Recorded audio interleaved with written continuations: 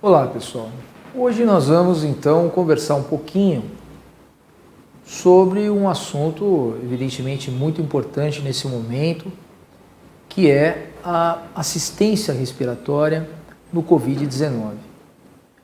Na verdade ainda nós não temos evidências sobre esse assunto, há muitas dúvidas, há muitas controvérsias e eu vou apresentar para vocês aqui o que nós temos até esse momento de evidências ou como que a gente trabalha na assistência respiratória baseado na fisiopatologia do que a gente está conhecendo da doença. Então vamos conversar um pouquinho sobre assistência respiratória no Covid-19. É muito importante, nós temos como objetivo que você entenda os diferentes fenótipos da doença no que se refere à assistência ventilatória. São dois fenótipos que não são excludentes, mas que têm comportamentos diferentes e, portanto, ventilações diferentes. Entender as diferentes abordagens ventilatórias propostas baseadas nos diferentes fenótipos é o nosso segundo objetivo. Então, em primeiro lugar, fica aqui o nosso recado a todos os colegas do país, particularmente aqueles que trabalham em ventilação mecânica, particularmente aqueles que trabalham em UTI, particularmente aqueles que trabalham na sala de emergência, para que se previnam. De fato, da linha de médicos que se contaminam, os primeiros candidatos são os que fazem a intubação orotraqueal. Os que fazem traqueostomia, os que fazem intubação orotraqueal, os que têm contato com o paciente em ventilação não invasiva, todos esses próximos ao paciente, ao aparelho respiratório, etc., são candidatos à contaminação. Então é muito importante que todos vocês se previnam de fato. Como eu falei para vocês, um estudo recente que estudou o risco de transmissão, de contaminação, em trabalhadores, em profissionais da saúde. Fizeram lá uma revisão sistemática e mostraram quais eram os procedimentos associados à contaminação, etc. Então, fizeram um odds ratio sobre isso, Então, os profissionais expostos a determinados procedimentos com pacientes com Covid-19 em relação aos profissionais não expostos. E, de fato, os médicos que fazem intubação endotraqueal em relação aos médicos que não fazem, têm 6,6 vezes mais chance de se contaminar. Os médicos que fazem traqueostomia têm 4,2 vezes mais chance de se contaminar.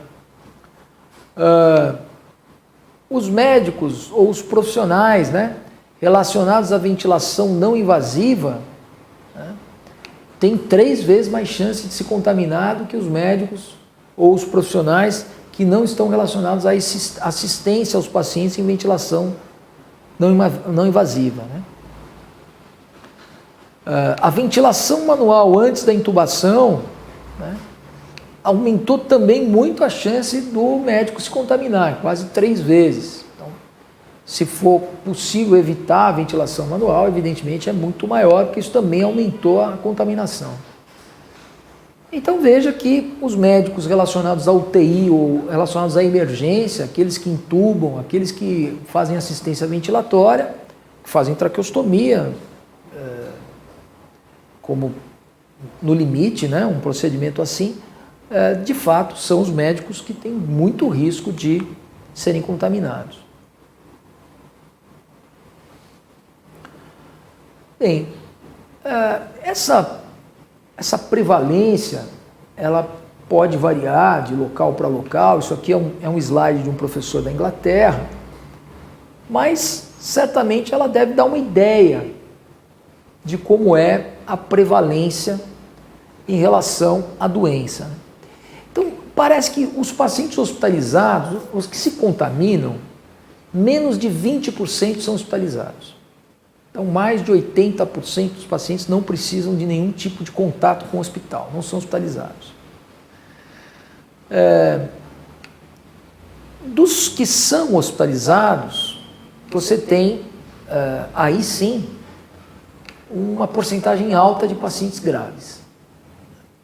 Cerca de 70% deles se tornam pacientes graves.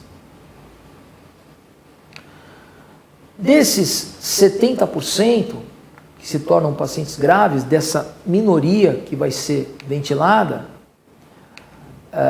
a gente tem uma proporção importante de pacientes com o que a gente chama de SARA-like. E esses que desenvolvem SARA-like, boa parte deles precisam de ventilação mecânica invasiva. E a mortalidade na UTI, ela é muito variável. Ela vai de 16% a 62% nos diferentes estudos. E a necessidade de ventilação mecânica invasiva em relação a todos os pacientes que recebem assistência ventilatória também é variável. Ela vai de 21% a 89% ainda nos estudos. Então, ainda é muito controverso e muito prematuro a gente falar em prevalência das coisas, mas essa é a distribuição mais ou menos que a gente está observando. Então, é um número pequeno de pacientes que estão hospitalizados. Os pacientes que estão hospitalizados, uma boa parte realmente se tornam pacientes graves, importantes, que precisam de assistência ventilatória. A ventilação mecânica invasiva, ela é muito variável nos relatos, ela vai de 20% até 90%. E a mortalidade na UTI também é muito variável nos relatos, ela vai de 16% a 60%. Então tem lugar com 80% e lugar com 10%, ou com menos. Então essa é uma ideia inicial da insuficiência respiratória no Covid-19. Quando a gente olha diversos estudos,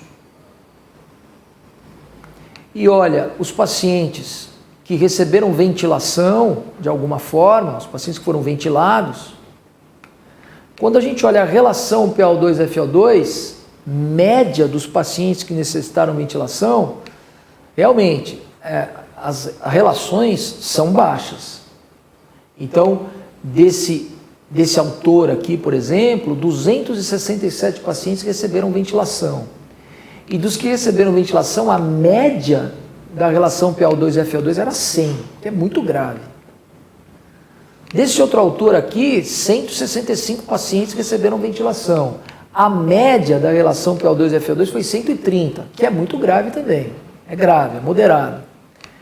Esse autor aqui, já com 1.580 pacientes, já subiu um pouquinho, mas perceba que todos os pacientes que receberam ventilação têm em comum uma relação PaO2-FaO2 abaixo de 200. E vocês lembram que uma forma da gente conceituar a SARA na aula anterior era justamente a relação ventilação-perfusão. De 201 a 300 era a SARA moderada, abaixo de 100 era a SARA grave. Então nós estamos aqui numa fronteira entre grave e moderada dos pacientes que recebem ventilação mecânica no Covid-19. E a mortalidade de episódios complexos, ou seja, de pacientes que já ou tiveram alta ou morreram, os pacientes que estão internados, obviamente, não entraram na conta, mas ela também é variável, como eu falei para vocês. Olha, tem um grupo aqui que publicou 16% de mortalidade, mas tem um grupo que publicou 88% de mortalidade. Então, veja que a mortalidade, isso em UTI, então a mortalidade é muito variável. Ainda a gente não tem ideia de porquê dessa variabilidade tão grande. Será que é recurso humano, recurso material, enfim. É muito variável, provavelmente também porque o tratamento está muito variável entre os pacientes. Mas é um dado interessante. E os pacientes que ainda estão em UTI, porque esses trabalhos são extremamente recentes, né? aqui você tinha um grupo de pacientes ainda muito grande na UTI, então ainda você não tem o desfecho completo, né? Então aqui ou pode aumentar ou pode diminuir, porque os pacientes ainda estão internados, né? Aqui um número um pouco menor, aqui também um número significativo de pacientes em internação, aqui também um número significativo de pacientes em internação, enfim. Agora, uma notícia é que você nota uma alteração na história da doença já. Isso é claro, quer dizer, você tem lá no começo, em março e em abril, quando a gente fala em mortalidade, né, e nós estamos falando de mortalidade em pacientes de UTI, ou pacientes de maneira geral, você tem um ponto de inflexão alta, quer dizer, uma curva, uma inclinação muito alta ali em abril, até maio mais ou menos. Agora você tem um certo platô, quer dizer, como se a gente tivesse aprendido, quer dizer, pelo menos a gente não tem ainda elevações, porque isso é uma proporção, né? Não é número absoluto, eu estou falando de proporção. Então, existe um certo platô que dá uma certa ideia de que as coisas, de certa forma, a gente aprendeu um pouco e a proporção de pacientes que morrem parece ser um pouco melhor. E isso também é visto aqui nas altas com vida, né? Você tem uma proporção que é cada vez maior de pacientes que recebem alta, né? Que sobrevivem.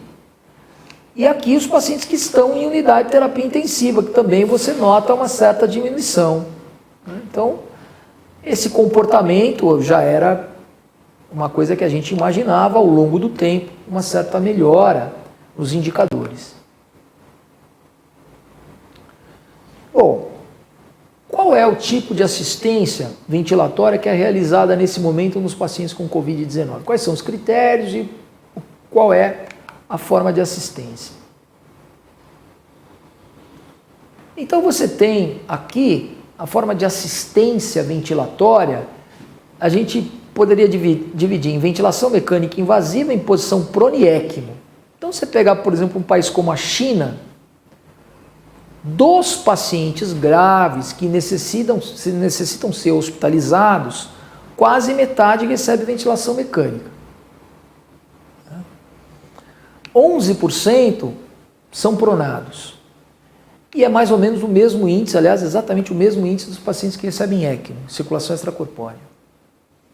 Na Itália, 99% dos pacientes graves recebem ventilação mecânica. Um quarto deles são pronados e quase nenhum paciente recebeu ECMO. Um número mínimo de pacientes são tratados com ECMO. Nessa outra amostra chinesa, de um outro setor, de um outro estado, você tem 29%, você veja que a diferença é muito grande, né? 29% recebe ventilação mecânica, a prona não teve o dado e 0% recebeu ECMO. Então é claro que isso também depende um pouco dos recursos que esses estados ou esses países dispõem, né? Nos Estados Unidos, por exemplo, em determinada amostra de determinado estado, você tem ventilação mecânica em quase 90% dos pacientes, a posição prona em metade e nenhum recebeu ECMO. Isso é mais ou menos parecido nas amostras americanas, quer dizer, você tem aí de 80% a 90% de pacientes graves que recebem ventilação mecânica, né? 40% mais ou menos, em média, são pronados, aqui nós não temos o dado, e o ECMO não parece ser uma assistência ventilatória muito realizada por eles, nessas amostras, né? Nessas amostragens que eu pude levantar. Bom, a fisiopatologia, ela lembra um determinado fenótipo a SARA.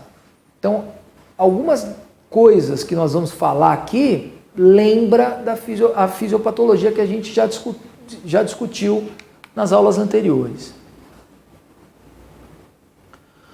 Uma coisa que eu já comentei com vocês é realmente diferente, ainda que seja o fenótipo SARA-like. Daqui a pouco eu vou falar dos fenótipos. Mas o início da insuficiência respiratória, do quadro grave na SARA, é normalmente depois de uma semana, no máximo, do evento desencadeador. lembre que nas primeiras 24, 48, 72 horas se estabelece o quadro clínico na grande maioria dos casos. Na Covid-19, não. Você tem o início dos sintomas e você só vai ter, você tem um insulto, né, a contaminação, enfim, e você tem só o início da insuficiência respiratória, às vezes depois de 2 semanas. Então, realmente isso é mais arrastado. Outra coisa muito clara é a dissociação entre radiologia e sintomas. Você tem uma lesão radiológica que pode preceder os sintomas. Alterações difusas na tomo com sintomas clínicos leves. Isso está sendo muito visto. Há uma dicotomia, uma diferença entre grau de hipoxemia e a sensação de falta de ar, e a dispneia. Às vezes você tem uma hipoxemia grave, o paciente satura 80% e ele não tem a sensação clara de falta de ar, né? E há outra diferença importante, você tem graus de hipoxemias com motivos diferentes. Grau de hipoxemia com perda de volume pulmonar, então com perda de tecido aerado, hipoxemia, mas às vezes não, você tem hipoxemia com volume pulmonar normal, né? E aí você não tem resposta da PIP, por exemplo, né? Porque o volume pulmonar é normal. Então, essas são características, digamos assim, específicas do Covid-19 que a gente está vendo. Esse slide aqui mostra a relação entre o início dos sintomas e o aparecimento radiológico da doença na tomografia. Então isso foi logo descrito no começo lá em Wuhan, que foi justamente o epicentro da pandemia. Eles, em 81 pacientes, eles descreveram uma coisa que a gente está vendo atualmente. Quer dizer, então você tem uma fase pré-clínica, uma fase, subclínica, em que você tem uma tomografia negativa, início dos sintomas, normalmente depois de menos de uma semana do início dos sintomas, você já começa a ter imagens na tomografia. Essas imagens na tomografia pode ser unilateral, pode ser bilateral, normalmente associadas a vidro fosco. Depois de uma semana de início dos sintomas, a tomografia ela vai se tornando bilateral, como você está vendo aqui, e difusa, e há uma transformação ao longo do tempo de vidro fosco em consolidação. Até que, por exemplo, com 2 a 3 semanas, os pacientes que desenvolveram essa evolução, eles vão ter quadros bilaterais difusos de consolidação na tomografia. Então, esses são grupos de pacientes evolutivos, não necessariamente terão essa evolução, mas em geral com essa evolução, começo de vidro fosco, depois de 2 a 3 semanas, os pacientes que evoluem dessa forma, com quadros difusos bilaterais de consolidação, evidentemente aqui com maior gravidade, e você veja que essa gravidade ela se dá ao longo do tempo, né? Com 2 a 3 semanas depois.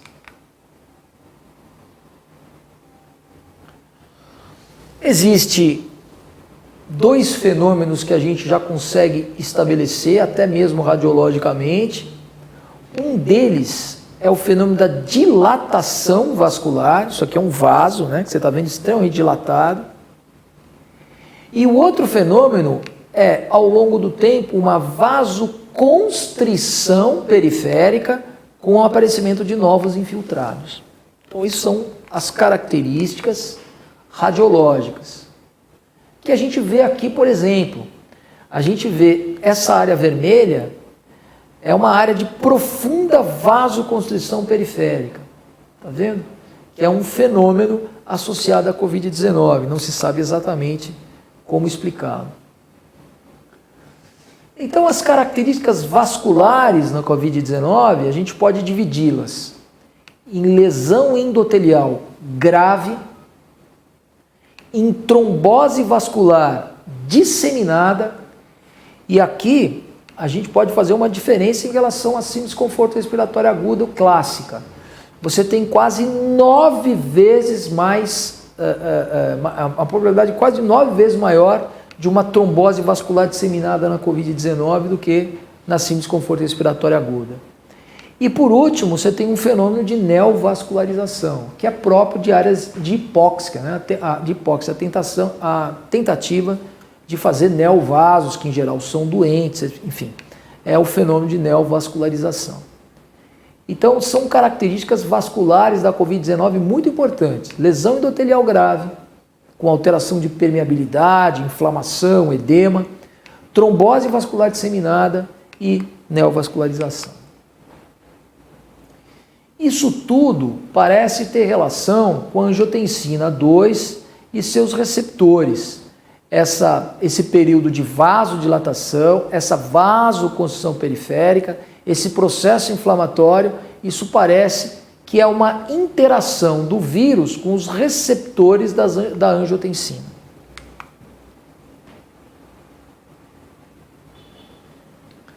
Como a gente falou, um fenômeno muito preocupante é o fenômeno da trombose intravascular.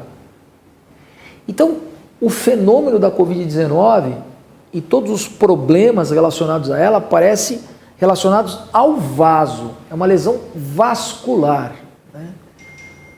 Então, há arteríolas de pequenos tamanhos, vasos, microvasos intraceptais aqui e arteríolas de tamanho médio, todas elas são acometidas. Então, quando a gente olha em relação à sobrevida ou à não sobrevida dos pacientes, claro que quando a gente olha, por exemplo, para o dedímero, quanto maior o dedímero dos pacientes, isso parece ter relação direta com sobrevida, tá vendo? Pacientes que evoluem com alterações de dedímero, ou seja, problemas relacionados a fenômenos tromboembólicos, né? Com a presença da fibrinólise, com os produtos de degradação da fibrina, isso tem uma relação muito íntima com mortalidade, né? Aqui os processos inflamatórios, veja que a interleucina 6, nos não sobreviventes, ela tem níveis muito elevados, então é um fenômeno inflamatório também. Aqui a mesma coisa para a ferritina, que são duas. Aqui a ferritina é uma proteína de fase aguda, como todo mundo sabe.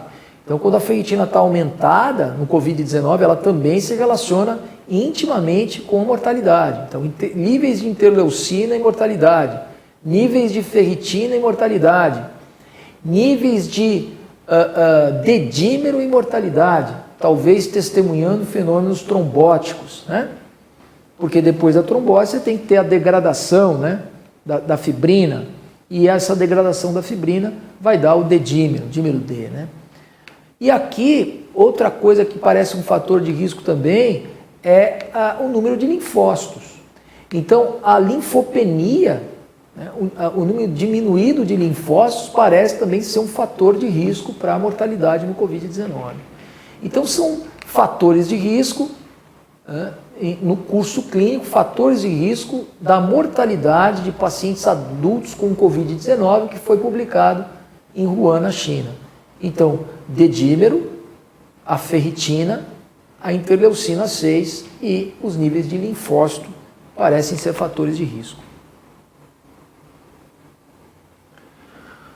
Bom, os padrões de apresentação da Covid-19 são diferentes. Então você tem padrões de apresentação diferentes. Aqui você está vendo simplesmente um vidro fosco, né? Você está vendo o volume pulmonar preservado. Até aqui você está vendo áreas de consolidação com vidro fosco também. Aqui você está vendo áreas de consolidação, efetivamente, né? Bilaterais e quase difusas. Então, os padrões, eles são diferentes, né? Você tem o volume pulmonar, ele, quando você distribui isso em relação à porcentagem de shunt, né? Então aqui volumes pulmonares maiores, os volumes pulmonares vão aumentando e a porcentagem de shunt para aquele volume pulmonar.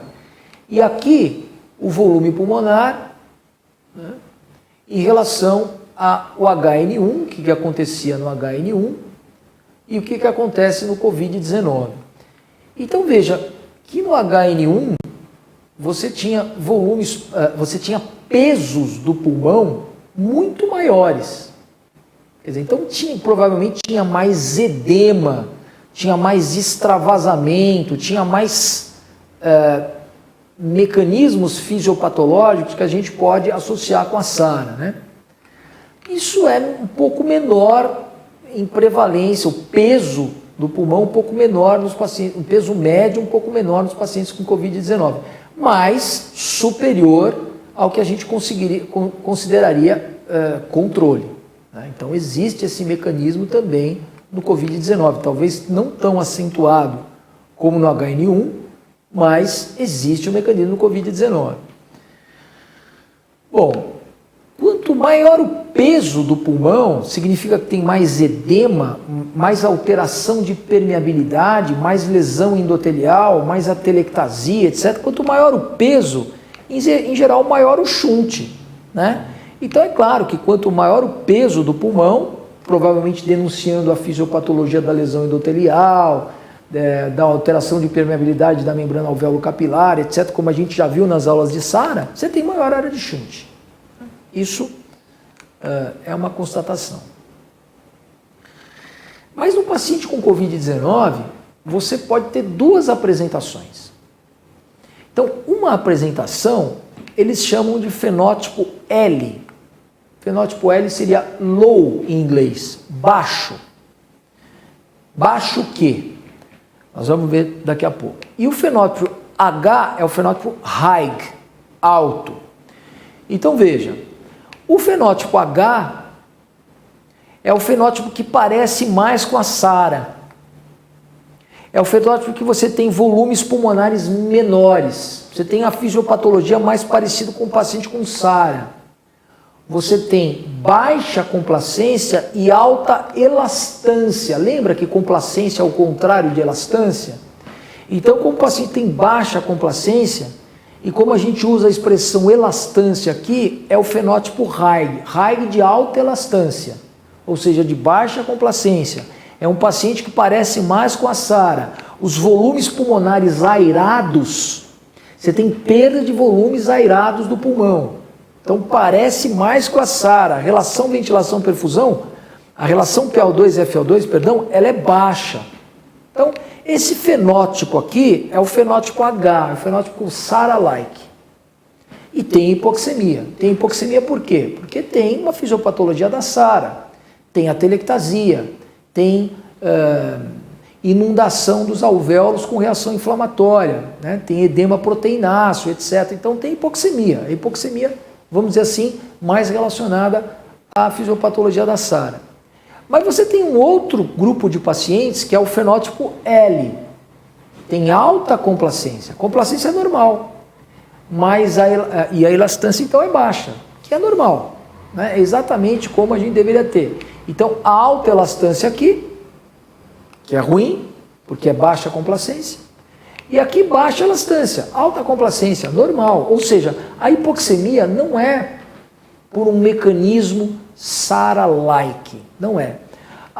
O mecanismo aqui é a perda da vasoconstrição pulmonar hipóxica. Então você tem áreas de diminuição da autorregulação da perfusão pulmonar. Então determinadas áreas ficam hiperperfundidas. E com isso, apesar do volume pulmonar ser normal, você altera a relação ventilação-perfusão, o que também provoca hipoxemia. Então você tem dois grupos de pacientes hipoxêmicos, mas radiologicamente completamente diferentes na tomografia e fisiopatologicamente completamente diferentes também. Então esse aqui eu vou ventilar de um jeito, esse aqui eu vou ventilar de outro. Veja que quando a gente olha o raio-x, não parece ter diferença. A gente vai ter dificuldade em diferenciar uma fisiopatologia da outra por um radiograma de tórax, por exemplo. Os dois vão ter relação PO2-FO2 diminuída e semelhantes. E a imagem, radiologicamente falando, tem diferença, mas os dois têm um padrão congestivo quando a gente olhar. Então esses são os dois fenótipos que a gente fala, fenótipo L e fenótipo H. Eles não são mutuamente exclusivos. Você pode ter um que se transforma no outro perfeitamente, nem são binários. Então, a hipoxemia, ela pode ter dois motivos um pouco diferentes. Um deles é o edema pulmonar SARA-like. Nós já conhecemos, lesão endotelial, lesão da membrana alvéolo capilar, edema proteináceo, atelectasia, baixa complacência e, portanto, alta elastância, né?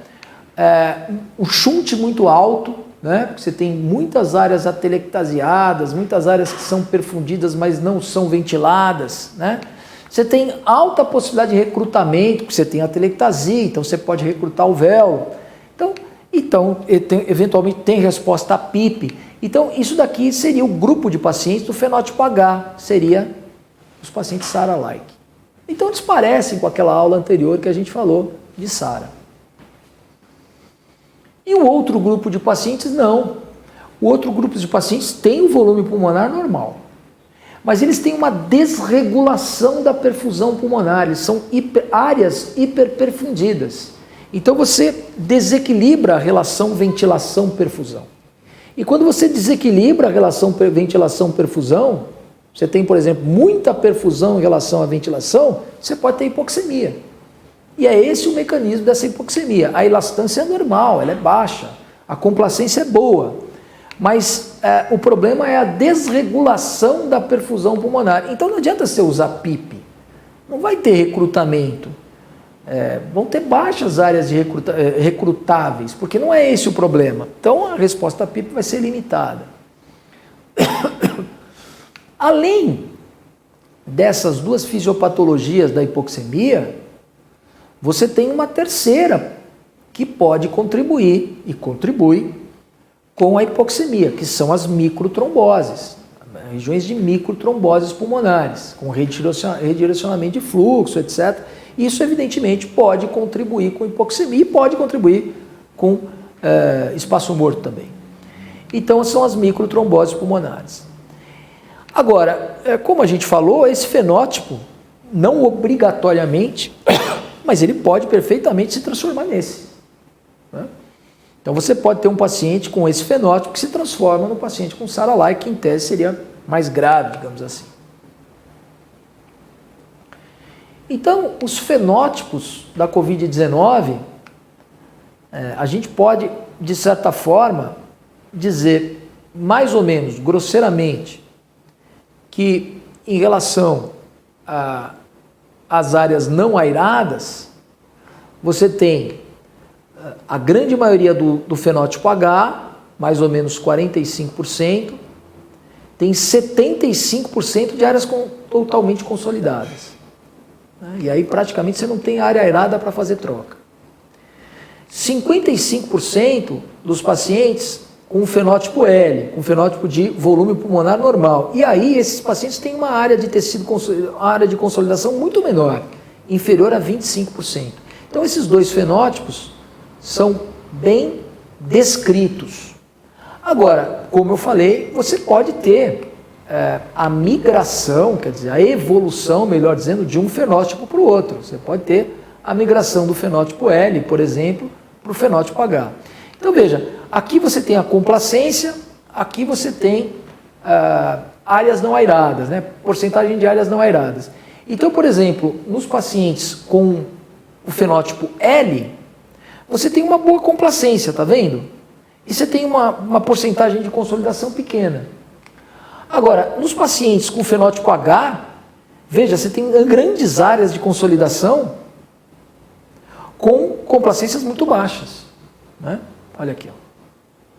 E você tem, claro, resultados discordantes entre os dois fenótipos e tal. Você pode ter um pouco de um fenótipo, um pouco do outro fenótipo no mesmo paciente, evidentemente. Então, não são, como eu falei, não são mutuamente exclusivos. Você pode ter a mistura das duas coisas no mesmo paciente, perfeitamente. No limite, a gente teria essa diferença. Aqui, um volume pulmonar normal, o fenótipo L, e aqui um volume pulmonar comprometido, diminuído, com comprometimento de área airada, no fenótipo H, como nós falamos, isso não é mutuamente exclusivo. Eu posso ter a mistura dos dois fenótipos em determinado paciente e posso também ter um paciente perfeitamente em um fenótipo ou perfeitamente em outro fenótipo. Então, resumindo, o fenótipo L, quantidade de gás no pulmão aproximadamente normal, perda de vasoconstrição pulmonar hipóxica, baixa quantidade de tecido não aerado, vidro fosco subpleural e junto às fissuras, peso pulmonar próximo à normalidade. Acontece que existe uma teoria que no fenótipo L, em vigência de uma hipoxemia, quando o paciente começa a fazer uma ventilação espontânea e quando ele começa a fazer muita força para ventilar, quando ele começa a criar pressões negativas intratorácicas muito altas, ele poderia contribuir para o aumento da permeabilidade do alvéolo devido ao processo inflamatório.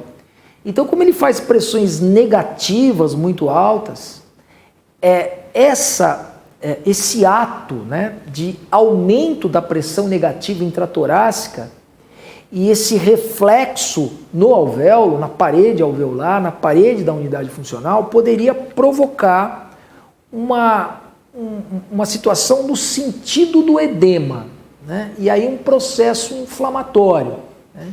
Então você imagina, por exemplo, o alvéolo, como ele vai ter uma pressão negativa, é como se ele estivesse puxando parte do líquido que está fora dele, do interstício do vaso, para dentro dele. Essa situação mecânica poderia causar um processo inflamatório e esse processo inflamatório poderia fazer com que o paciente migrasse do fenótipo L para o fenótipo H. Então, um edema intersticial pulmonar poderia ser provocado com esse fenômeno e possivelmente esse paciente poderia migrar para o outro fenótipo, que seria o fenótipo H. Bom, em relação ao drive respiratório, então, é claro que o paciente com Covid-19, ele, em geral, tem um drive respiratório muito elevado. E ele tem vários motivos para isso. Tem a alteração metabólica, tem a hipoxemia, né, tem o edema pulmonar, e tudo isso tem o neurotropismo, inclusive, ligado ao centro respiratório, etc. Então, tudo isso faz com que esse paciente tenha aumento do drive respiratório. E o aumento do drive respiratório significa aumento de frequência respiratória, aumento da, entre aspas, força muscular para respirar, e isso poderia realmente comprometer aquele fenótipo L. A princípio era um fenótipo L, talvez fazendo com que ele migrasse para o fenótipo H. Muito bem, a assistência ventilatória inicial no Covid-19, então, é a grande pergunta, né? O que a gente está aprendendo a fazer, né? Então, o que fazer primeiro? Eu intubo o paciente? Eu inicio a ventilação não invasiva? Eu faço a ventilação não invasiva do tipo BiPAP, CPAP, bilevel, outros níveis, outras ventilações não invasivas, ou eu faço um prong nasal usando alto fluxo de oxigênio, que a gente falou na última aula. Quer dizer, então o que fazer? Bom, é claro que antes de intubar, a primeira coisa intuitiva que vem na cabeça das pessoas que fazem assistência ventilatória, do médico, do profissional de saúde, é tentar uma outra coisa, né? Então, a ventilação não invasiva, o alto fluxo respiratório, o alto fluxo de oxigênio, usando aquele prong nasal e aquele equipamento especial que eu falei para vocês, ou uma outra terapia de oxigênio, enfim, uma Venturi, qualquer coisa assim. O que fazer antes de intubar? Bom, a gente precisa considerar muita coisa para responder isso. Primeira coisa, a gente precisa considerar a questão do controle da infecção. A infecção, ela precisa ser controlada no ambiente. Isso precisa ser levado em consideração para eu escolher a forma que eu vou fazer assistência ventilatória. Preciso levar em consideração quais são os recursos que eu tenho. Quais recursos estão disponíveis para eu fazer essa assistência ventilatória inicial? Tenho leitos de UTI? Qual é o equipamento que eu tenho para para fazer assistência ventilatória? Eu tenho recursos humanos suficientes? Isso tem que ser levado em consideração.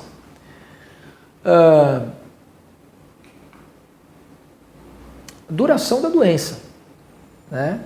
Em qual momento da doença eu estou, né? Isso tem que ser levado em consideração para eu escolher a assistência ventilatória. E qual o nível de suporte ventilatório que eu preciso fazer naquele paciente naquele momento. Então, são várias considerações. A primeira coisa que a gente precisa avaliar é qual é a gravidade da hipoxemia do meu paciente. E existem formas práticas da gente fazer isso. Por exemplo, se eu estou dando 15 litros por minuto de oxigênio com uma máscara e o paciente não está conseguindo saturar nem 95%, eu posso entender que isso deve ser uma hipoxemia moderada ou até grave. Se eu estou dando 15 litros por minuto com uma máscara e meu paciente está saturando acima de 95%, eu posso entender, provavelmente, que isso é uma hipoxemia leve. Essa informação, ela pode ser extraída da fisiopatologia, da fisiologia, melhor dizendo. Então, aqui tem uma fração inspirada de oxigênio e aqui a PaO2 em quilopascal. Lembrar que 1 quilopascal é 7,5 milímetros de Hg. Então, a PaO2 em quilopascal e a FO2. Então, imagine, por exemplo, um paciente com uma insuficiência respiratória grave. Significa que ele tem muitas áreas de shunt. Muitas áreas são perfundidas e não são ventiladas. Isso faz com que o indivíduo tenha uma PaO2 muito diminuída, né? Porque ele não vai conseguir receber o PaO2 do alvéolo, né? Porque ele tem grandes áreas que não tem troca. Então ele está perfundindo, mas não está ventilando. Então são áreas importantes de shunt.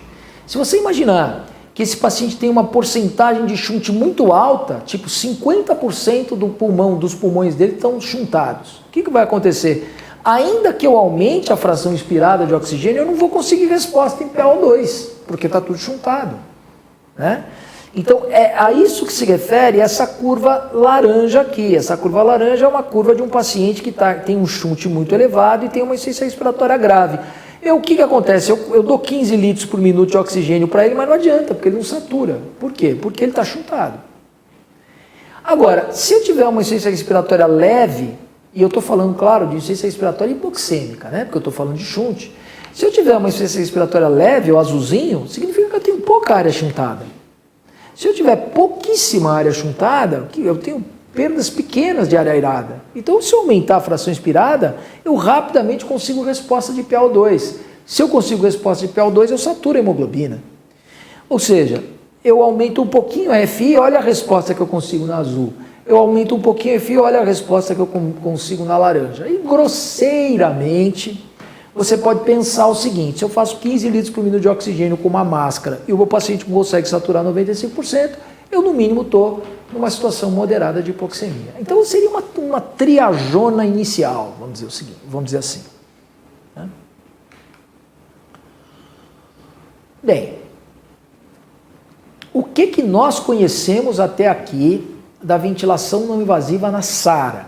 Eu não estou falando da Covid agora, porque isso nós vamos conhecer.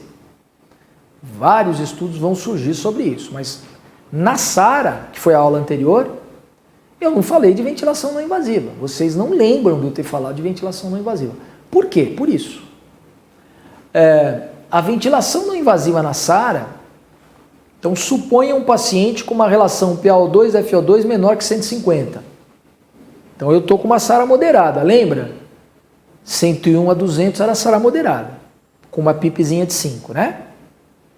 Acima de 200, 201 a 300 era uma SARA leve. Tá lembrado? Ok. Então vamos imaginar que eu estou com um paciente com uma SARA moderada. A PaO2, ou até grave, né? Porque é menor que 150, pode ser muito menor. Mas eu estou com uma SARA moderada ou grave.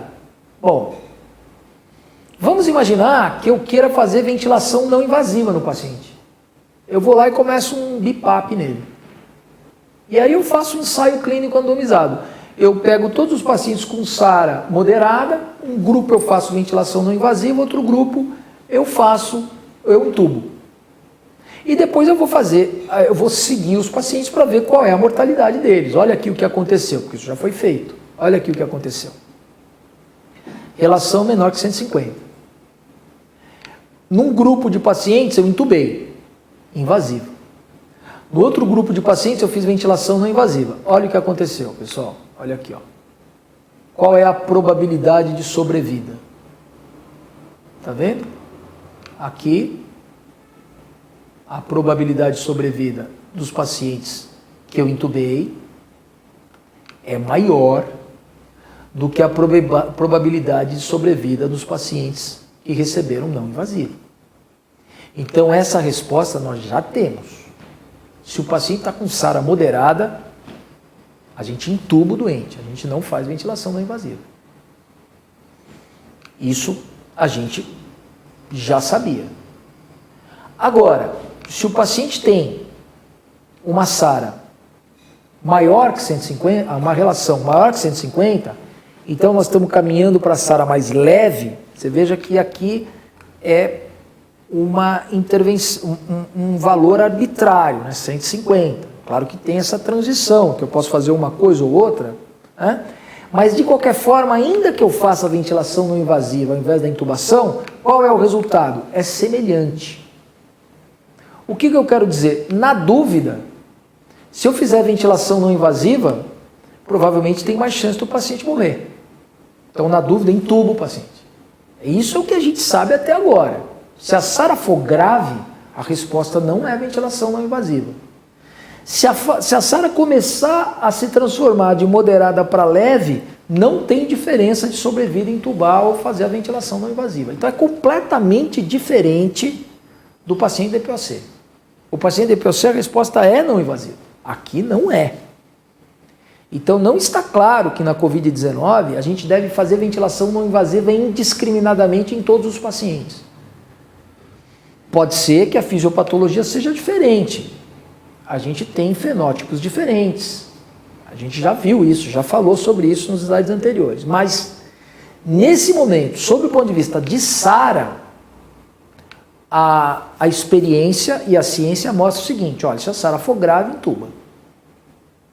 Se a SARA for moderada a leve, não parece fazer diferença de mortalidade. Muito bem. Agora, seguindo adiante, se você tiver uma insuficiência respiratória hipoxêmica,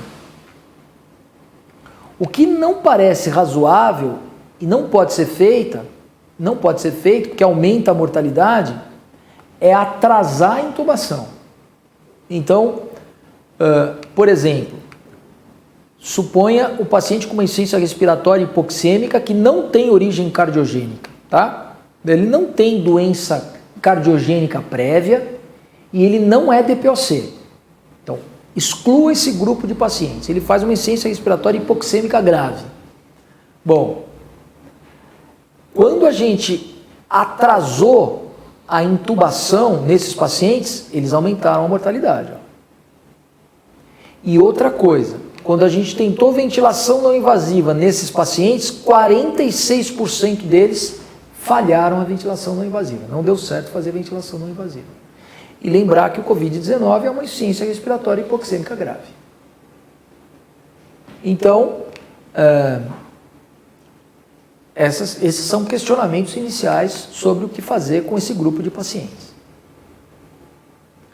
Atrasar a intubação piora os desfechos da insuficiência respiratória hipoxêmica grave. Quando a gente intubou com menos de 48 horas de alto fluxo, a gente teve 74,3% de sobrevida. Então veja, a mortalidade em UTI, 39,2% quando intubou logo, 66,7% quando atrasou a intubação.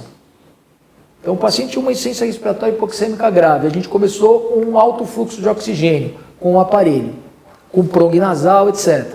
E demorou, e intubamos logo. Não deu certo, nas primeiras 48 horas, já viu que não deu certo, intubou. Mortalidade, 39,2%. Esses pacientes aqui não, a gente insistiu, não, vamos fazer um pouquinho mais, vamos fazer um pouquinho mais, vamos fazer. Aí entubou muito depois, o que aconteceu? Quase dobrou a mortalidade, para um odds ratio de 0,34, com um intervalo de confiança de 0,13 até 0,98. Então a intubação precoce protegeu o paciente.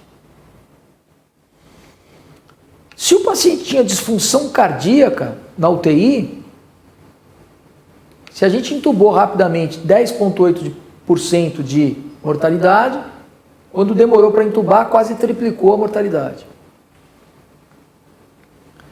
E o paciente, e os níveis de paciente, o paciente que ficou mais tempo livre do ventilador também foi o paciente que foi rapidamente intubado. Então isso é uma informação muito importante para o que a gente vai fazer hoje com os pacientes. Uma outra coisa é, tá bom, e se eu fizer ventilação não invasiva e pronar? Além de fazer a ventilação não invasiva, eu prono o doente, faço as duas coisas. Então eu prono acordado, eu prono sem o paciente estar intubado. Bem, isso daqui é um gráfico que mostra a porcentagem de ventilação, de falha da ventilação não invasiva em relação aos dias, né, relacionado ao volume corrente que estava sendo produzido pela ventilação não invasiva. O que eu quero dizer é o seguinte, pessoal. Quanto maior o volume corrente associado à ventilação não invasiva,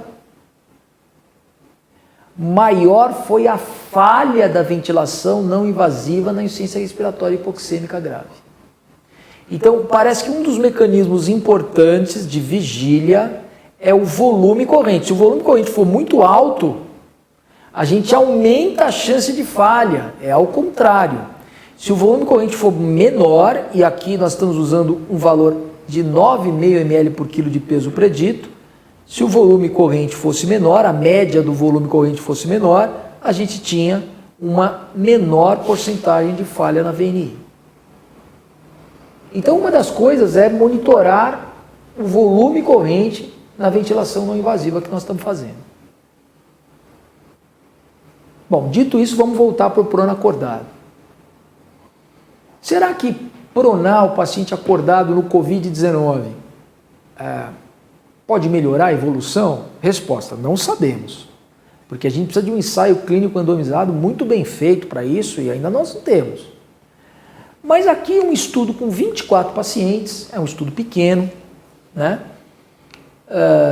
63% foram capazes de tolerar uma posição prona por mais de 3 horas. A oxigenação aumentou durante a posição prona em só 25% dos pacientes. Então, aquilo que a gente fala é só pronar que vai melhorar no Covid-19 não é verdade, não parece ser verdade. A oxigenação aumentou durante a posição prona acordado em apenas 25% dos pacientes. E não se sustentou depois da posição, quando a gente despronou o paciente, em mais de metade deles. Então, veja que coisa interessante. Ó. Aqui a gente tem o paciente na posição prona.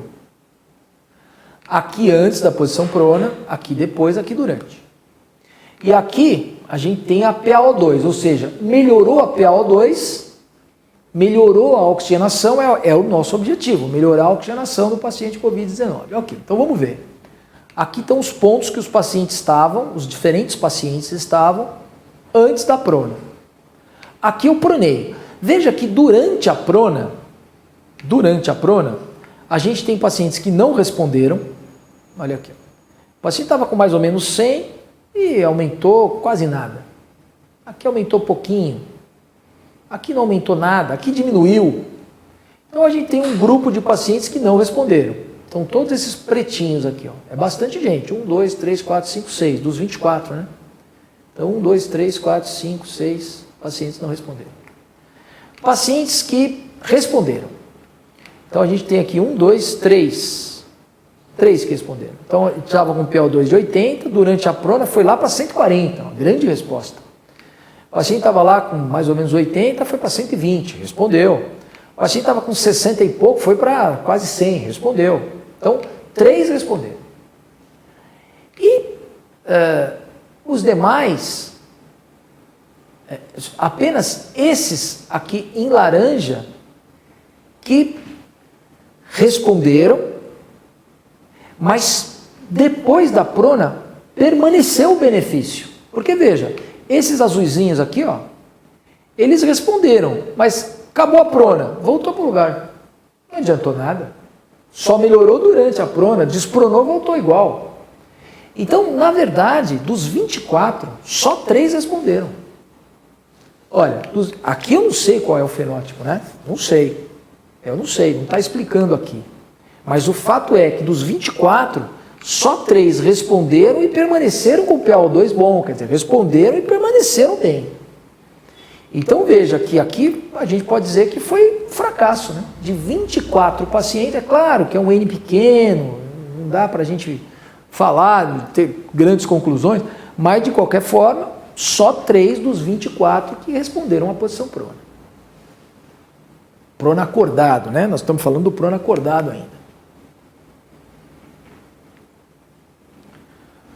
Bem, esse aqui é um outro estudo, também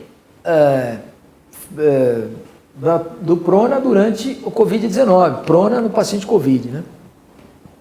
Então, esse estudo aqui também, N's muito pequenos, né? N's muito pequenos. Mas veja, a idade, 59 anos, em média, dos pacientes, né? Homens e mulheres têm essa distribuição aqui. O tempo médio de início dos sintomas, então aqui 15 dias depois, né, o tempo de início dos sintomas, hospitalização 9 dias, iniciar a ventilação não invasiva no 7º dia, né, e a posição prona, a partir do dia que se iniciou a ventilação não invasiva, foi no 5º dia. E aqui a gente consegue ver o que aconteceu com os pacientes, né? Então, veja, aqui é antes do prona, aqui durante a prona e aqui depois da prona. Então você veja que existem pacientes que responderam, existem pacientes que... Mas a maioria, ela responde durante a prona e depois ela volta a cair, né? Não se sustenta. A mesma coisa acontece com a PaO2. Veja, esses pacientes aqui, ó, eles têm enorme resposta durante a prona, mas durante a prona elas voltam para o lugar que eles estavam. Praticamente não há a consolidação da resposta. Você tem uma resposta e depois você praticamente volta aos níveis prévios à posição prona. Então aqui foi um estudo com aplicação tardia. Os pacientes não foram incluídos se a ventilação não invasiva se a ventilação não invasiva falhou durante a posição prona e o efeito da intubação não pareceu um efeito claro.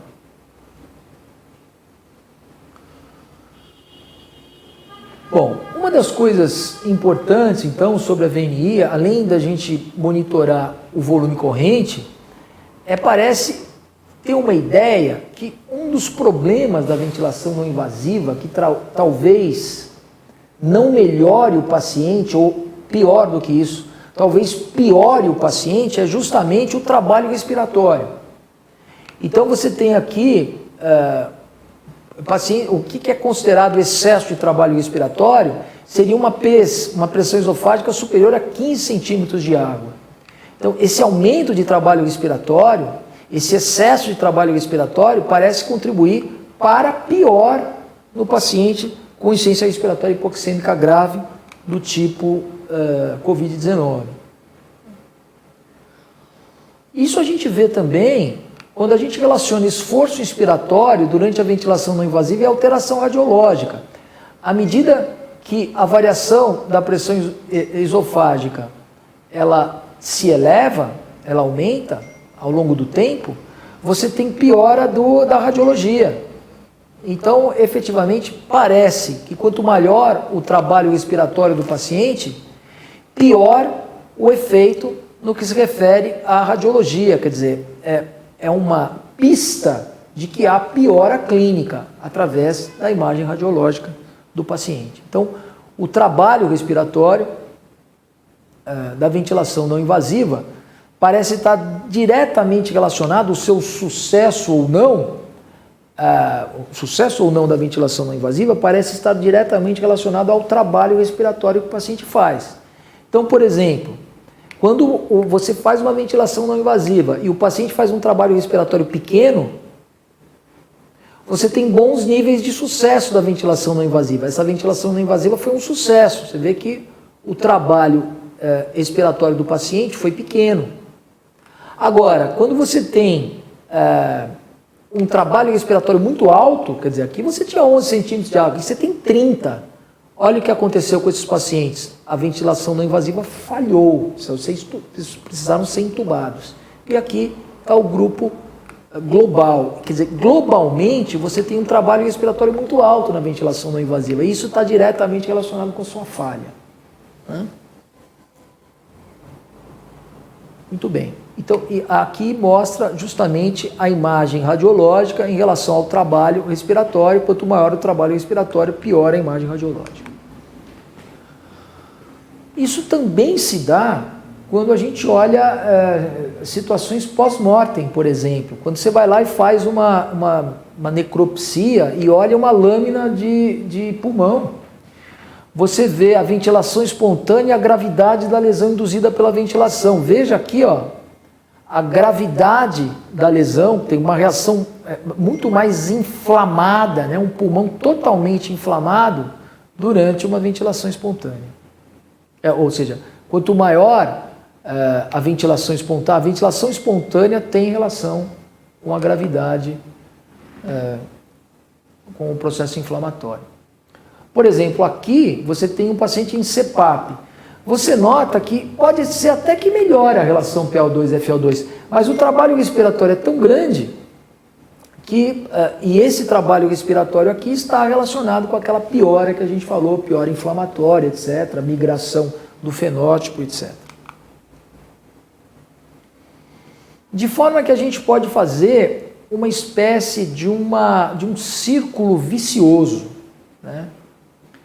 Você tem um aumento do drive respiratório, então você tem um aumento da pressão transpulmonar, da variação da pressão transpulmonar, no sentido de aumentar a chance de vazamento endotelial, de inflamação, de edema pulmonar. O edema pulmonar vai dar prejuízo, porque você vai ter hipóxia, mais hipoxemia, você vai ter prejuízo de troca, você vai ter problemas na elastância, e isso vai aumentar ainda mais o drive respiratório. Aumentando mais o drive respiratório, isso vai acontecer de novo. Então isso aqui, ó, pode acontecer justamente na ventilação não invasiva. E aí você pode transicionar o paciente de um fenótipo para o outro, você pode piorar o paciente. Então essa é a teoria de que possa acontecer em determinadas situações no paciente com Covid-19. Então resta a pergunta, então será que a intubação seria profilática? Então, em vez de eu promover a ventilação não invasiva, que é o senso comum, que é a intuição inicial, será que ao contrário, se eu intubar logo o paciente, eu interrompo esse círculo vicioso? Pois é. É isso que vem sendo ventilado, né? Então a ventilação mecânica minimizaria a progressão da lesão pulmonar na insuficiência respiratória aguda. A ventilação não invasiva seria utilizada apenas por curtos períodos de tempo.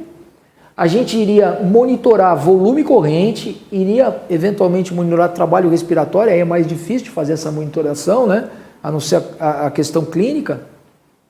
E se ela não der resultado em curtos períodos, eu já então iniciaria a intubação do paciente. Então, a intubação deve ser considerada por todas essas ponderações que nós fizemos até aqui. e isso vem sendo falado, né, em importantes publicações, né, intubação e ventilação no Covid-19, né, a hipoxemia silenciosa, que é exatamente a provocada por esse círculo vicioso que a gente falou, até chegar a um nível que eventualmente já muito grave, aí nós estamos numa outra etapa de gravidade da doença, e aí o paciente ser entubado talvez já não faça mais tanta diferença. É possível.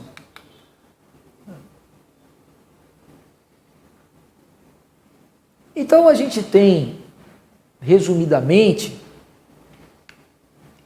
algumas abordagens que são recomendadas por determinados grupos.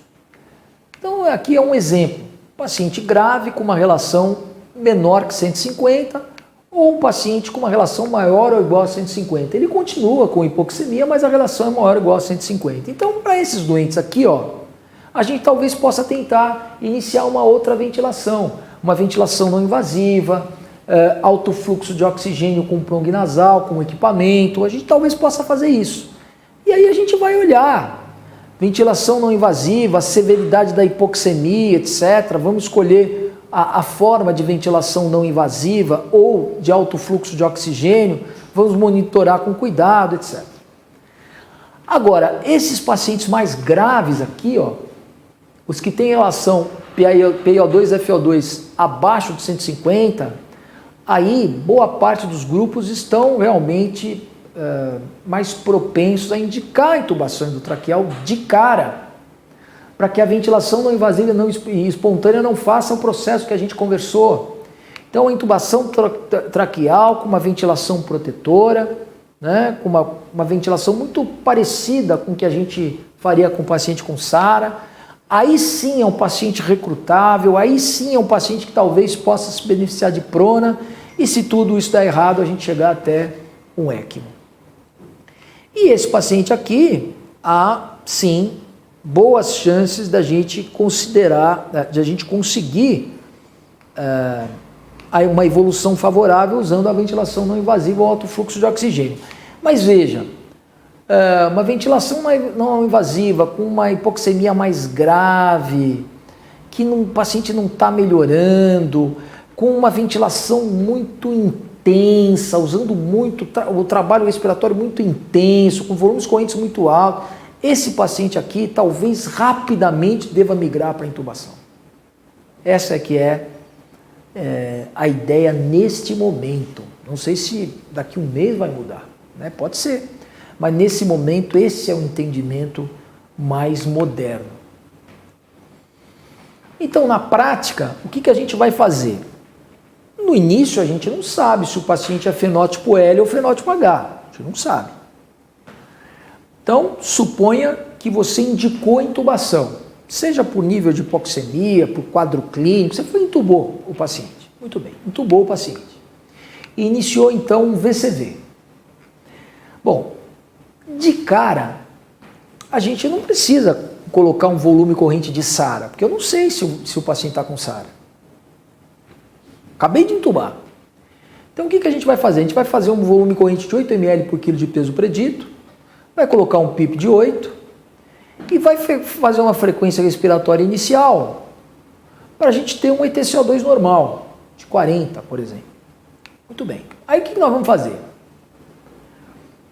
Lembrar que o alvo, as metas, os objetivos da ventilação mecânica é saturar entre 90 e 94, o PaO2 ser um PaO2 acima de 60, o PaCO2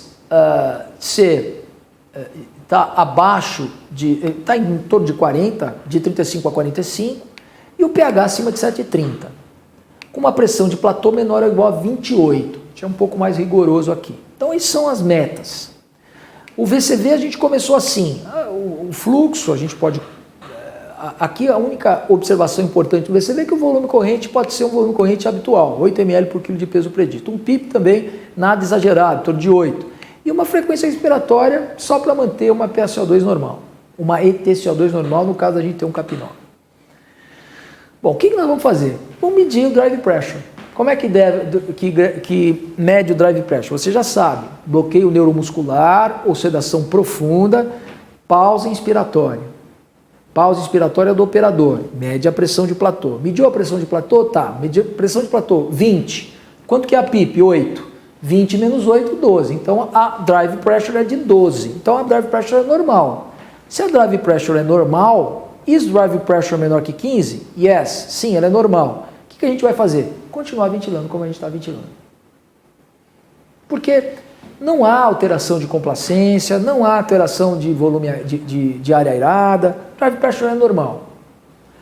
Agora, se a drive pressure for alterada, eu fui lá, o platô é muito alto, a drive pressure está alta. O que nós vamos fazer? Imediatamente vamos começar a ventilar como SARA, porque deve ser um SARA-like. O que nós vamos fazer? Diminuir volumes correntes em torno de 6 ml por quilo de peso predito ou até menos.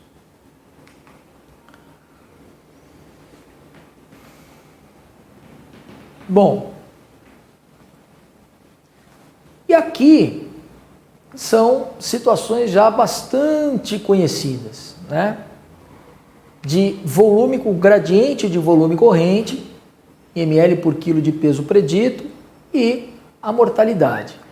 Veja o seguinte, a questão da mortalidade aumentada em relação ao volume corrente, ela está relacionada apenas às situações de SARA, né?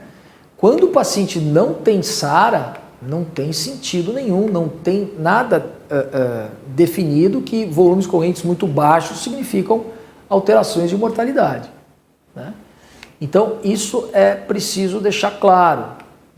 A gente previne a mortalidade no sentido de fazer uma ventilação que a gente chama de protetora, com volumes correntes baixos, etc., eventualmente aceitando hipercapnias, com bloqueio neuromuscular, etc., quando existem situações de SARA, né, ou situações fisiopatologicamente semelhantes à SARA. Portanto, nós não precisamos ventilar todos os pacientes com volumes correntes baixos. Muito bem.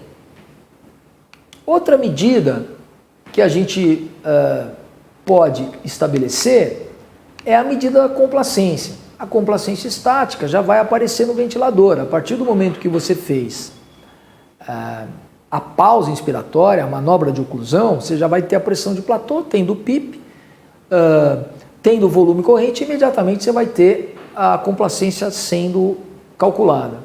A complacência é maior do que 40? Sim, a complacência é maior do que 40 e o paciente continua hipoxêmico, né? Então, se a complacência é maior do que 40, você pode, por exemplo, estabelecer a posição prona, né? Agora, se a complacência não é maior ou igual a 40, então aí, em geral, já se começa um bloqueador neuromuscular, vai aumentando a PIP paulatinamente, e considera até mesmo outras modalidades de ventilação, né? E por último, se isso continuar refratário, aí sim a gente prona o paciente.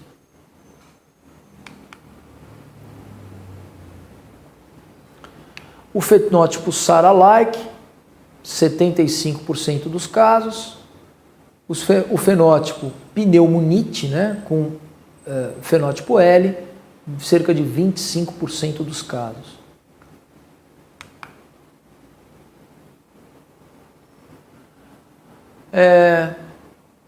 Outra coisa que se pensou, né, é que existia um efeito de recrutabilidade muito alto pela realização da posição prona, né? E isso não parece ser uma verdade. Os pacientes pronados tiveram uma porcentagem muito pobre de recrutabilidade.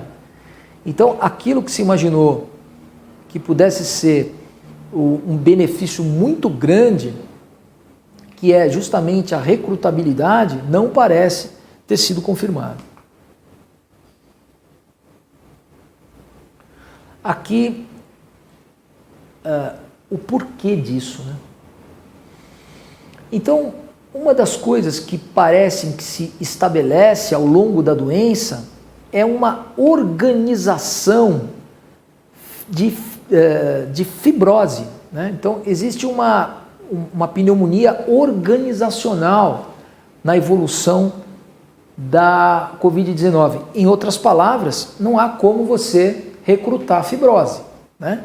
Então, à medida que isso se estabelece, com microtromboses, com fibrina intraalveolar, com pneumonites, com organização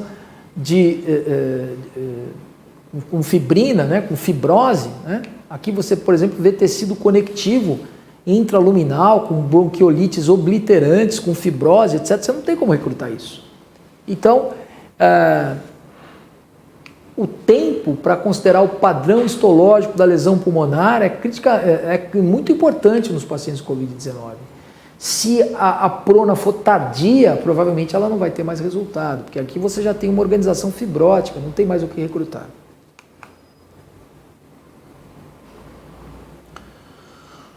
Bom, então é muito importante você saber qual é o mecanismo de hipóxia que predomina, né? Então, uma relação PO2-FO2 inferior a 150, com uma complacência maior que 40, qual é o mecanismo que predomina na hipóxia? A complacência é maior ou igual a 40. Então, ou você tem um processo de hipóxia que é principalmente associado a excessiva vasodilatação pulmonar e, portanto, um certo shunt, com hipoxemia e um índice de espaço morto baixo, né? Isso é uma possibilidade. E a outra possibilidade é um excesso de vasoconstrição pulmonar, um espaço morto baixo, e a hipoxemia é com grandes índices de espaço morto. Nessa situação, se você usar, por exemplo, um vasodilatador do tipo óxido nítrico, você consegue estabelecer qual é essa diferença. Se você tiver resposta, é porque de fato era uma questão de vasoconstrição, né? Se você não tiver resposta, né? Não tiver uma resposta à vasodilatação, aí você tem a prevalência da trombose. Se está trombosado, não vai ter resposta. E aí, nesses pacientes aqui, parece haver um grande benefício no uso da heparina, porque você estabeleceu aqui um processo de microtrombose muito importante. Bom, no limite, né, se tudo isso não der certo e o paciente continuar com uma hipoxemia refratária, aí você pode, ainda que você tenha pronado o paciente, a gente já deu possíveis explicações para isso, você pode tentar o ECMO, né? Pode tentar o ECMO, que é a circulação extracorpórea. Ainda não está claro quais são os pacientes que são realmente candidatos a ECMO e por quê, se há ou não alteração de mortalidade, isso absolutamente não está claro e vai demorar para a gente ter essa resposta, mas é uma modalidade que está sendo utilizada no mundo todo, inclusive no Brasil, a possibilidade do ECMO. Vários pacientes nós já utilizamos o ECMO com bons resultados.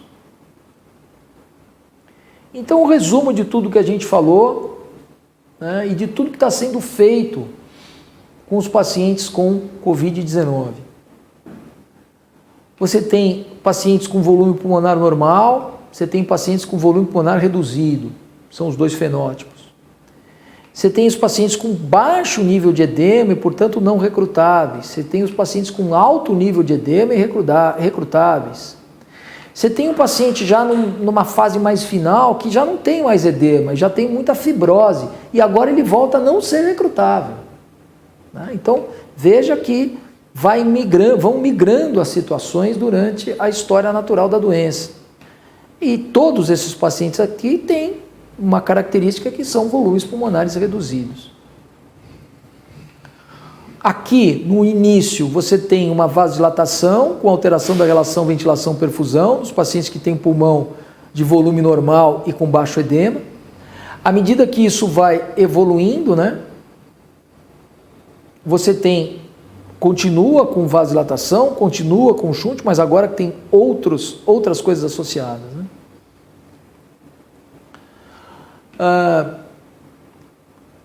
Outra coisa que acontece nos pacientes é um fenômeno dinâmico de vasoconstrição, com aumento de espaço morto, e aí você tem ou não resposta a vasodilatadores, do tipo óxido nítrico. Você tem um espaço morto fixo, porque você tem, na verdade, um fenômeno de trombose, uma imunotrombose, e aí com trombose não adianta vasodilatador, aí você pode usar heparina para tentar dissolver os trombos, né? Então, existe hipoxemia nas duas situações, mas a fisiopatologia é diferente. A posição prona pode ser tentada em todos esses pacientes aqui, com exceção dos pacientes já com um fenômeno organizacional fibrótico, né, porque aí não vai adiantar mais. Esses pacientes inicialmente com baixo PIP e volumes correntes mais liberais, nesse fenótipo. Esses pacientes já diferente, com alto PIP e volumes correntes mais baixos, porque o fenótipo é um fenótipo de SARA-like. E por fim, pacientes já nessa situação aqui, uma situação mais terminal, mais fibrótica, aí sim, baixos PIPs, baixos volumes correntes na tentativa de intubar, e aí a posição prona já não adianta muito.